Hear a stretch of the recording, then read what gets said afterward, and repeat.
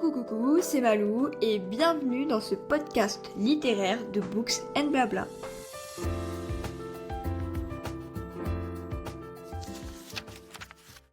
Salut à tous, aujourd'hui petit épisode bonus, voilà il sera un peu plus court que ceux d'habitude, j'essaye de vous en faire quand j'ai le temps. Et aujourd'hui on va parler de l'annotation des livres.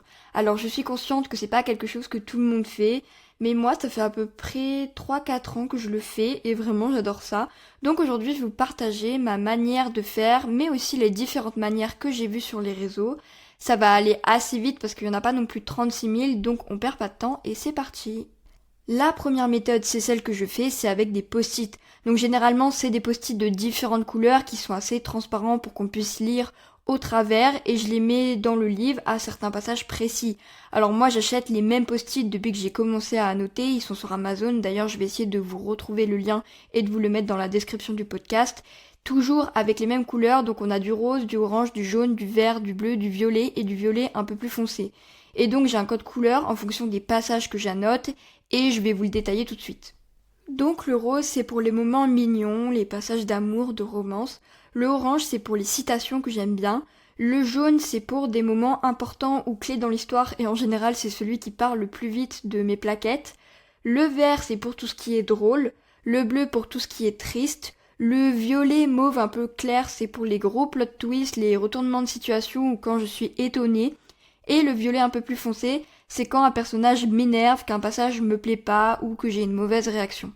Et donc vraiment, depuis que j'annote mes livres, j'ai pas changé, c'est toujours le même code couleur, parce que je vois des personnes qui utilisent les mêmes post-it que moi, mais de plein de couleurs différentes et qui les accordent aux livres. Alors je trouve ça vraiment trop beau, et c'est vrai que c'est plus esthétique, parce que moi les couleurs elles vont pas forcément avec le livre, mais j'aime bien avoir ce code couleur précis que j'ai, parce que ça me permet au premier coup d'œil, quand je regarde la tranche du livre, de savoir dans quel style il était, si je l'ai plus ou moins bien aimé, parce qu'on va pas se mentir, s'il y a pas beaucoup de post-it, c'est que j'ai pas trop aimé le livre en général. C'est pas toujours le cas, mais la plupart du temps c'est ça. Et à contrario, s'il y a beaucoup de post-it, c'est que souvent j'ai beaucoup aimé l'histoire, sauf si ils sont tous violets foncés, bon bah ça veut dire que j'ai pas du tout aimé, mais c'est assez rare. Et puis le problème de changer de couleur, c'est qu'à chaque fois qu'on change de livre et qu'on les a sortis à la couverture, bah parfois on sait plus forcément à quoi correspond telle ou telle couleur, sauf si on en colle un au début de chaque livre et qu'on écrit à quoi ça correspond. Mais déjà je trouve que ça gâche un post-it de couleur à chaque fois, et puis bah faut écrire dans le livre et moi j'aime pas trop ça. Mais au fait, comment on choisit quel passage marquer ? Bah en fait c'est vraiment au feeling, faut pas trop se prendre la tête, se demander comment les autres ils font, parce que si toi t'as envie de mettre un post-it là de telle ou telle couleur, parce que t'as ressenti telle ou telle émotion, bah fais-le, c'est justement le principe. Et après des fois je passe des livres à ma mère qui sont annotés et elle me dit ah bah moi j'aurais pas annoté comme toi, là j'en aurais mis un, là j'en aurais pas mis, mais justement en fait c'est ça le principe et ça rend la chose plus personnelle. Mais du coup le post-it on le colle où au début, à la fin, au milieu, bah encore une fois c'est vous qui voyez.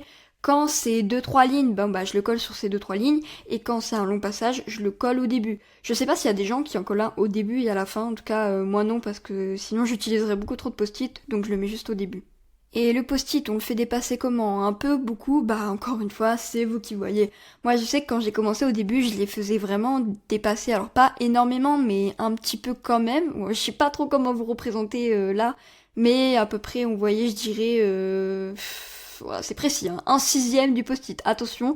Mais maintenant, franchement, je laisse dépasser un tout petit peu. Limite, on a du mal à le prendre quand on veut voir la page, parce que je trouve ça plus joli. Avant, j'aimais pas, enfin, c'était moche, je trouvais. Et d'ailleurs, faire ça, ça prouve que je lis mes livres, hein, parce que je sais que je lis beaucoup de livres dans le mois, et que souvent des personnes me disent « Mais c'est pas possible, tu lis pas vraiment le livre ». Bah si, parce que sinon je pourrais pas me permettre de faire ça. Et d'ailleurs, il existe aussi des post-it transparents, et c'est sympa si tu veux combiner post-it et écriture. Après, le problème, c'est que ça ressort pas vraiment du livre, donc tu peux pas trop le voir, mais ça peut être pas mal pour certains cas. Moi, je sais que, par exemple, j'utilise pour des livres de cours, où là, j'ai acheté un livre d'art récemment sur Van Gogh, et en fait, je mettais le post-it sur une page à l'intérieur, et je soulignais, en fait, certains passages à travers le post-it. Comme ça, ça me permettait d'avoir quand même des annotations, mais qui sont un peu moins visibles et qui restent propres. Et ça me permet de faire une transition parfaite avec la deuxième manière d'annoter ces livres, c'est d'écrire dedans, ou du moins de souligner avec des feutres, des crayons, ce genre de choses. c'est pas quelque chose que je fais parce que j'ai peur d'abîmer les livres, et on va dire que je suis pas très délicate, et j'ai toujours peur de me rater, que ça fasse crac-crac, que ça traverse la page, bref, que ce soit pas net, du coup j'évite. Et puis je me dis que si un jour j'ai envie de vendre mes livres, il vaut mieux qu'il y ait pas d'annotation à l'intérieur. C'est pas à l'ordre du jour, je veux pas me séparer de mes livres, mais on sait jamais, peut-être que dans quelques temps il faudra que je le fasse.